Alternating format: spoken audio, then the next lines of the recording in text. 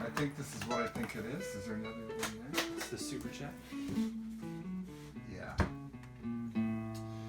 So you probably know the story of my orange 6120 guitar that was stolen from Phase 1 Studios.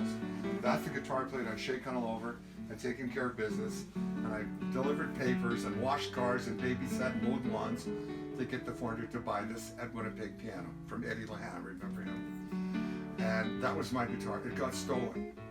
So that was before internet. This is like in the mid-70s, so doing a BTO album then. And so then you got a little flyer at the end of each month from Gruen Guitars or Norman Swear Guitars, listing all the guitars. You'd call them, get a description of the guitar, and buy it on the mail, and they'd ship it to you. Or if you're going there, you'd buy it to Nashville or LA.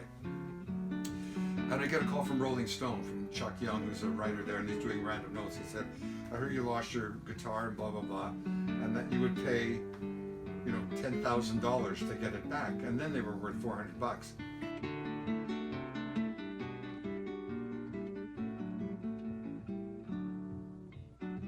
And messages from guys, even telegrams. I think I've got your orange Gretsch. Here's what it looks like, because nobody could send pictures then unless they actually took a Polaroid and sent it. And at that time I moved down to Linden, Washington. So I'm there living in Linden. Lorelei's like a little kid running around. Tal is about 12. We're out in the backyard and we're playing. I was building a tree house at the time in the crotch of a tree. So I got a sheet of plywood on my head, and the end of it's in the middle of the crotch. I'm trying to prop it up with a 2x4. That's going to be the foot of the treehouse, and then we're going to build this treehouse. And the phone rings, and the door's open. It's summertime. So I say to my daughter, run in there and get the phone, and just say I'm busy. So she runs in and gets the phone. She comes back, and she says, okay, I told him you're busy, and I hung up. I said, who is it? She said, a guy named Chad. I thought it was Chad Allen, our first singer in the Guess Who. So the phone rings again. I said, that's Chad, tell him I'll call him back. Phone rings again, she comes back, yeah, it was Chad again, but he's not in Winnipeg. He's in Nashville. I go, Chad's in Nashville? I say, okay, somebody hold a sheet of plywood. So I go and the phone rings again. I say hello, and he's, howdy, this is Chet. And it's Chet Atkins, and I go, what? So I'm like Jackie Gleason, like humming. I don't know what to say. Like, this is like my all-time greatest guitar idol. And he had tried to get that Gretsch from me. It was very rare, it had dearments. And his brother had one.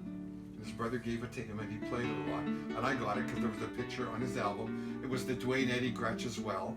And had hump blocks and dearmament pickups, and it was really a phenomenal Gretsch. Very lightweight, 6120. So he said, is that the guitar I tried to get from you? And I said, yeah, his brother's name is Jim. He said, the one that Jim had. And I said, yeah. And he said, and you wouldn't sell it. And it was stolen? Yeah. I said, yeah, from the hotel room. He said, what's your address? I'm going to send you something. So I give him my address. And a few days later, this arrives, and it's a Super Chet. And it was a prototype then. And a week later, he was playing with the Vancouver Symphony. So I get the guitar, I take it up there. He signs the pick guard to me. I hold it up, he has a picture, take with me. So he gives it to me again in the picture. So this is like a special guitar. There's only a few made. He had a couple. It's very heavy, but humbuckers. There was a left-handed one made that he gave to somebody named Macca, Paul McCartney. And so he sent me this, but this got a built-in flanger, a built-in phaser, all kind of in and out switches. And it's the kind of guitar that's really rare because it's black, but you can kind of see the grain through it. It's got a 0 fret. There's a little retainer from Fender that he put on it that basically destroys the guitar's value, except it was Chet Atkins who did that with an ice pick and stuck in a Fender retainer, and he signed the guitar. So like, this is a really super duper special guitar of mine. Thank you, Chet Atkins.